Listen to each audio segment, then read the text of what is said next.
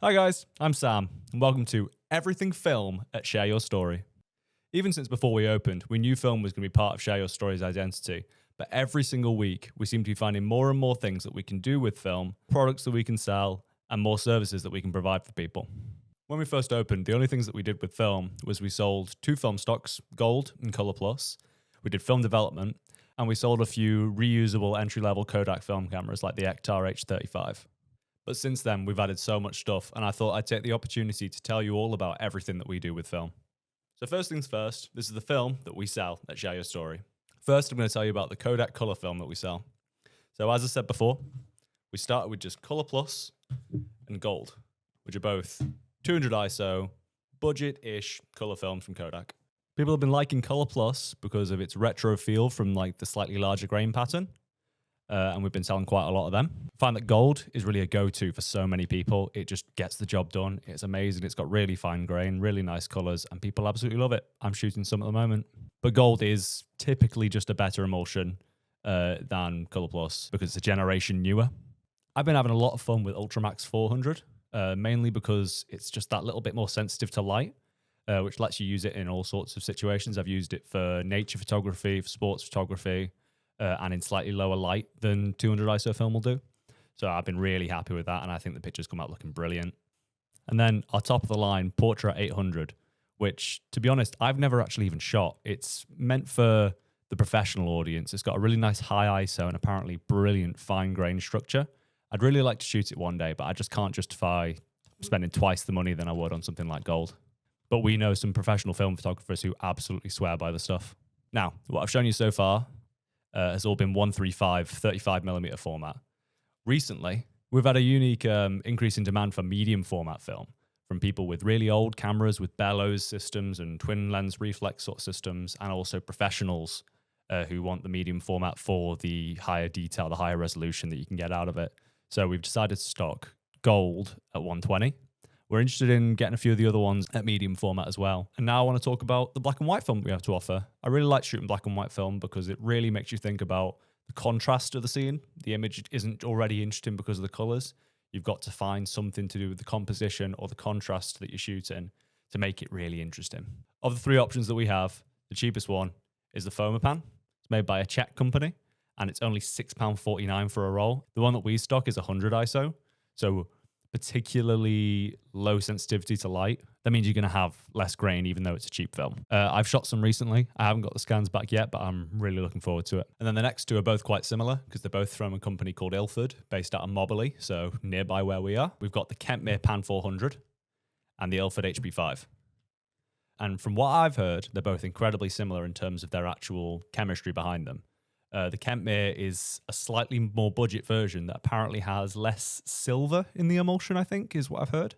I've shot both and absolutely love them. The Pan 400 does seem a little bit more contrasty to me, slightly more grainy, and the HP5 definitely has a higher dynamic range, lets you capture brighter scenes and darker scenes all in one shot. But we love both of them. Again, a few of our film photographer friends really swear by HP5. They find that all the Ilford black and white films are really good for that sort of stuff.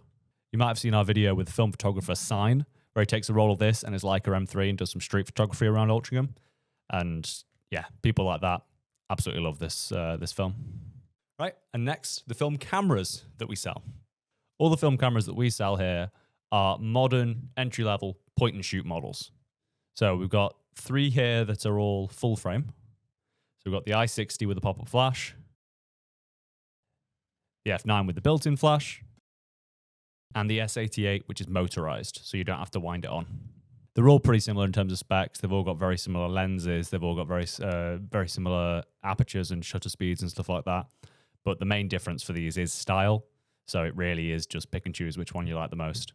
We've also got two half-frame cameras. And half-frame means you can take twice as many photos on the same roll of film, but you're using half as much actual film to capture the image. So they'll be a little bit grainier, a little bit lower resolution, but you're getting better value for money. So we've got the H35 and the H35N. The H35N is the big brother to the H35. It basically has two features that make it stand out. You've got the ability to have these star filters, which sort of makes lights twinkle and sparkle in a nice way. You can also plug in a remote trigger cable to do bulb shutter modes to capture long exposures. So it also has a tripod mount on the bottom, which the other one doesn't. But they're both great, both popular sellers. Really like them. When we first opened, we didn't think we were going to sell disposable cameras because we thought that people would prefer the reusable ones because they're a little bit more economical after a few rolls. But in the end, we had so much demand of people coming in and asking about disposable cameras because it seems to be a trendy thing to do over the summer. We have 3 different options from Kodak for disposables. So they all have the same 800 ISO film packaged inside.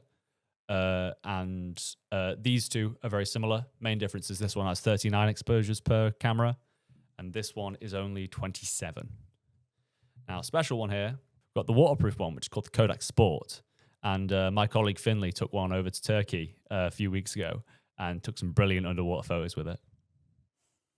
That one's got 27 exposures, but it's still the same 800 ISO as the other two. Right, and in this next section, I'm going to talk about all of our retro film cameras that we've got here at Share Your Story. Yeah, we've had so many people come in with old film cameras saying, oh, this was my dad's or this was mine back in the day, but is it worth anything? Does it still work? Can you have a look at it for me? Some people really want to get into it because of that. Yeah, these things were special to them in the past or special to their family members, but it can be really hard to figure out whether it's actually working or what you can do with it.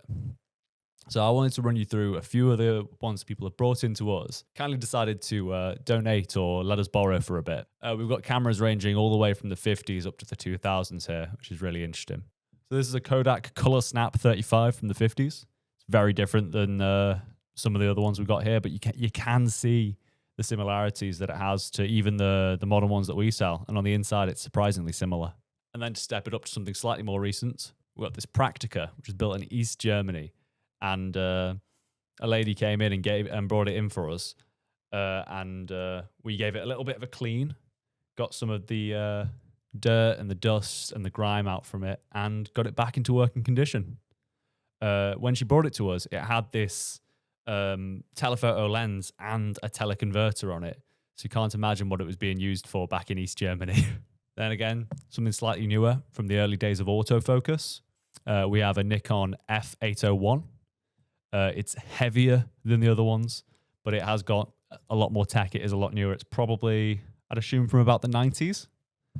It's got a little LCD screen, autofocus, autofilm advance, all that sort of stuff. But very cool one, this. Compared to our more modern cameras, the autofocus on this makes a very funny noise.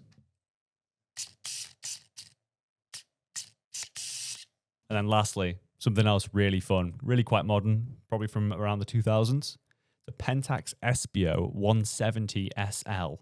And that SL, I believe, stands for super long, and the 170 means that it's got a 170mm zoom. So I'll just show you what that means. What? It's ridiculous. It extends out to about 5 times the length of the camera. And if I zoom in, then Finley behind the camera's face fills the entire frame. It's crazy. And for the next section, our partnership with DS Color Labs. Since we've opened, we've been sending people's film off to DS Labs to get developed, and people have been so happy with the results. The list of services that we're able to provide with their help just keeps on growing, and I want to tell you about it. So DS Color Labs offer a wide variety of film development services. So they can develop your classic C41 and black and white film, but they also do things like E6 slide development and 120 format, 110 format. I think they even do APS-C, even though it's a dead format, which has completely discontinued. Nobody makes APS-C film anymore, but they still develop it. We've had dozens and dozens of customers get their film developed through them, and everybody seems to be perfectly happy. The scans are high quality, and we've got plenty of repeat customers for it. Every week, we seem to be processing more and more film. You might have seen a video we posted a few weeks ago where my colleague stacks a bunch of film canisters on top of each other just to show how many we'd had in 1 week. When we first opened, we had a lot of people coming in and asking us about digitizing tapes, VHS tapes, Hi8, a bunch of different kinds from old style camcorders. And at first we had to sadly say no. We didn't realize that DS Color Labs actually offered it as a service. So recently we've started sending off those tapes to people. So I've got a whole box here from one customer of a bunch of tapes that have been transferred onto DVDs and onto USB. So a bunch of VHS tapes like this, digitized so people can keep their memories forever. And then in this box, we've got something super cool. Our owner, Simon, was clearing through his uncle's old stuff and found this box with a Super 8 camera, a bunch of slides, and some Cinefilm. And now with DS Labs, we're able to scan slide film like this and get the footage from cameras like this on old school reel-to-reel tapes. And now, something I'm really excited for, Share Your Story Film Club. On Thursday, the 16th of October, from 5 p.m. till 6:30 p.m., we're going to be hosting our first Share Your Story Film Club session. We're planning on holding this event monthly for local film photographers to come in and talk about what they do. The idea is that it is for anybody, all skill levels, all levels of interest in film. So people who've only just got into it, people who've been shooting for decades. As the first session, we're treating it as sort of a pilot session to gauge interest in what people would like to see from Film Club in the future. We're going to use it to introduce ourselves. So I'm going to introduce myself, tell you all about my experience with film, show you a couple of my photos, a couple of my cameras, and give everyone there an opportunity to do the same. We're also going to be offering discounts on film development, printing, and buying film. We really want Film Club to be something for the local community, so we really want to hear your feedback on it. So the first session will be all about gauging interest, finding out what people want, and how people would like it to be run. We've had a few ideas for things that Film Club could be about in the future. We've thought about holding classes on film photography, film development, film processing, or courses teaching people new film photography skills. We've thought about holding talks with local experts coming in and telling their story about what they've done with film. And we've thought about holding photography events like photo walks.